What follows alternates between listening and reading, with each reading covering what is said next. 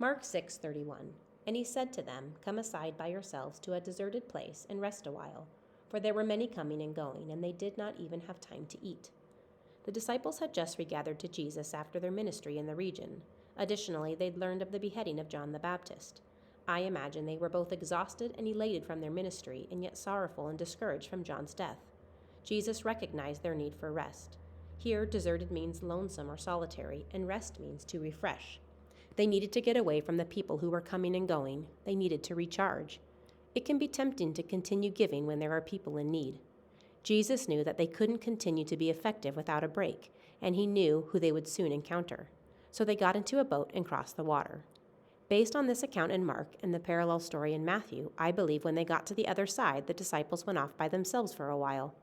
Jesus, however, was met by a crowd of 5,000 people.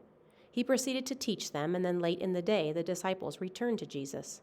The disciples' solitary rest equipped them for the Lord's work about to take place, which was to miraculously feed the 5,000 people with a couple fish and a few loaves.